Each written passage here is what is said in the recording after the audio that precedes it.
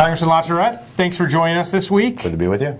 So we're back from Easter. We're getting ready to end the recess here on the Hill. I want to jump right into things. Over the Easter break, the Obama administration announced yet another delay of the Keystone XL pipeline. This has obviously been a hot topic now for a while. Talk to us a little bit about what happened and what do you think the fallout from that is? Well, in somewhat of a surprise, the president delayed the decision on the Keystone pipeline yet again.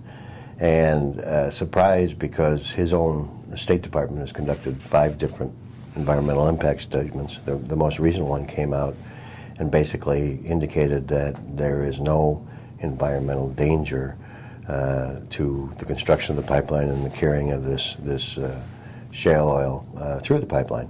And as a matter of fact, in many instances, it's safer than putting it in trucks or rail cars and driving. So I think a lot of people thought that the president, who fought the good fight through his re-election, was now going to go along with it. The fact that he delayed it is a bit of a surprise, and it's being seen as a sop to some of the more extreme environmental people. And there was a group of House Democrats, if you ask how it's playing, there was a group of House Democrats that wrote to Secretary John Kerry and asked for this action.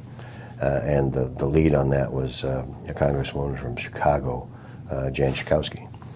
And in response to that, the Labor's International Union president, Terry O'Sullivan, sent a blistering letter to every Democrat that signed that letter, and he also sent a letter to every union member in their districts telling them that this was basically taking work away from them. And he describes that this action, which has, again, been reviewed 5 different times and always come to the same conclusion, that it's costing members of his union millions of hours of work.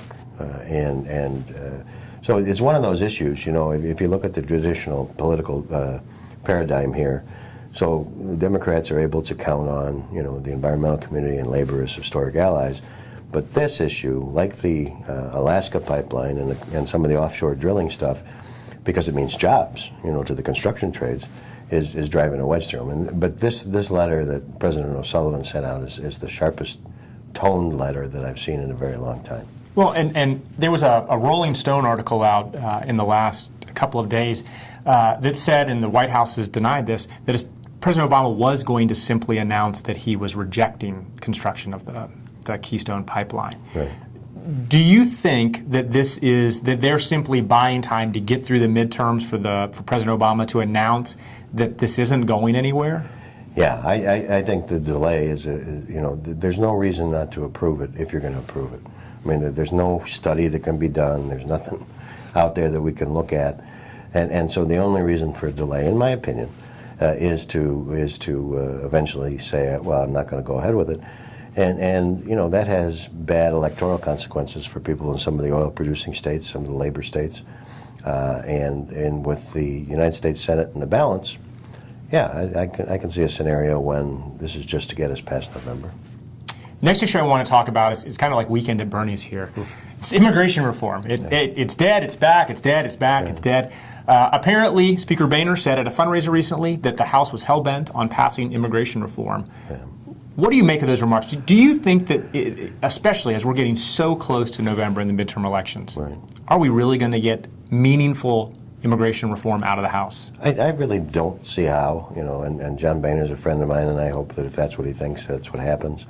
But if you recall, a few months ago we talked about the fact that at the beginning of the year the Republicans went on their annual retreat and huddled up in Virginia, and John Boehner laid out a bunch of immigration principles. And it didn't go as far as pathway to citizenship, but it did go to pathway of status so that you weren't illegally in the country anymore.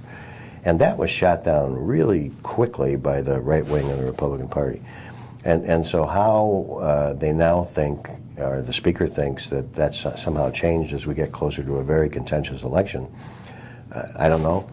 But, he is a guy who says what he thinks and what he means, and if he said it and he believes it, I hope he's successful, because there's a lot of groups who want this. It's clearly something that I think the Speaker wants, right? I mean, this isn't a question of Boehner saying, something he doesn't really want it. I mean, this is, this obviously is something that if he had his druthers, he'd get immigration reform. Well, you would, but that's the quote was, as I understand it, that the House is hell bent on it, not that he is. Right. And so, I'd like a lot of things too. I'd like to fit into a size 32 waist again, but it's not going to happen.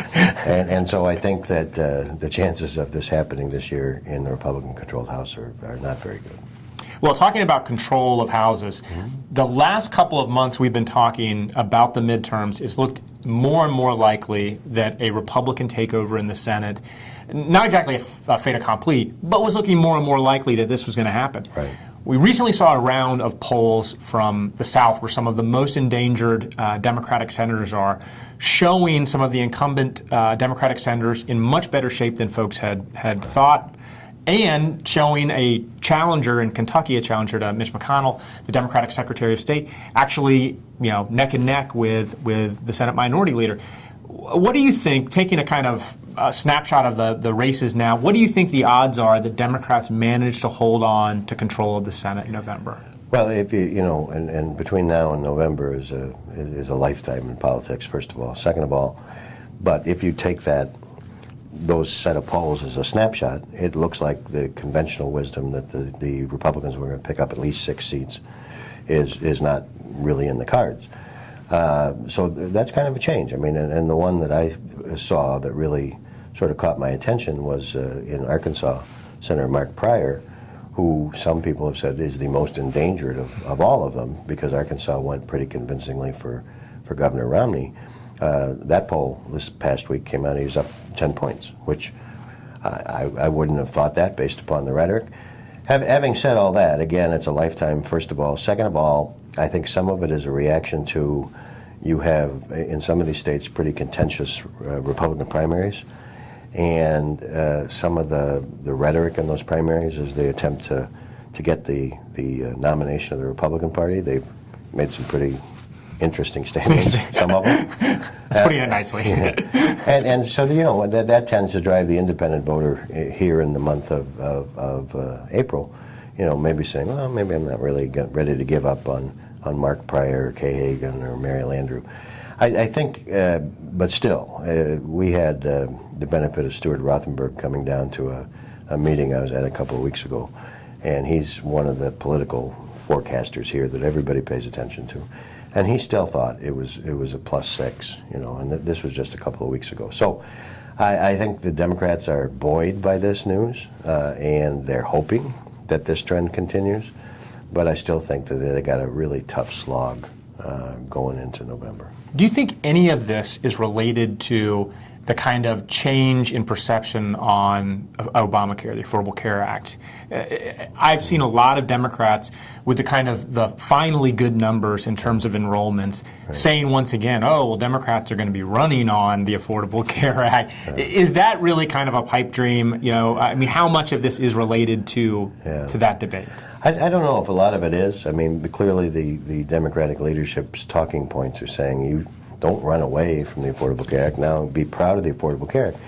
And that was the other big news, while Congress was out of town, was that there was a surge of about 3.5 million folks who went to the website and signed up, and now we're at 7.5, 8 million, which is a victory for the president and for the Affordable Care Act. Now, a couple shoes have to drop. One is that how many people actually follow through and write that first check for their premiums and actually wind up being insured. But even if every one of the 8 million people that accessed the Affordable Care Act and signed up for it were to vote for a Democrat in November's election, it still remains in the public at large, those that haven't signed up for Affordable Care. All they see is, some people see it as government control. Other people see it as just the cost of their health care is going up. And if you think about it intuitively, so 8 million people, or a good number of these 8 million people, are going to get subsidies to subsidize the cost of their health care. Well, where do you think the subsidy is coming from? Right. The subsidy is coming from everybody else. And so it does remain certainly a hot-button issue in business circles, a hot-button issue with Republicans, and it still remains grossly unpopular. And just to go back to where we began, a deal was allegedly made by the White House with the unions at the time the Affordable Care Act was passed, because you may remember a key part of where some of the money comes from is that they're now going to tax what they called Cadillac plans. Right. And so if you have a really sweet health care policy through your employer, through your union, and you've negotiated for that, but it costs, say, $7,000 as opposed to $4,000, they're going to treat that $3,000 as income to you, and you're going to start paying income taxes. Well, the unions, you know, I even thought at the time it was passed, oh, yeah, this is really going to happen. Like they're going to stick it to the unions in 2015, but it looks like they're going to stick it to the unions in 2015. And so that has, again, you know, as with the pipeline issue, it has traditional Democratic allies kind of upset. Well, I have a funny feeling between now and November, this is not going to be the last time we're going to talk about the Affordable Care Act. Probably not, but it's good to be back. And, you know, so the Congress was out for 2 weeks, and now they'll begin a pretty good sprint here until they get to the recess at Memorial Day. And I would say after that, not that I want anybody to stop watching these fascinating segments we do, but if it doesn't get done by the 4th of July, not a real lot of hope that something's going to get done between then and November. Well, then we'll pay close attention to what happens between now and the 4th of July. Perfect. All right. Thank you, Congressman LaTourette. Thank you.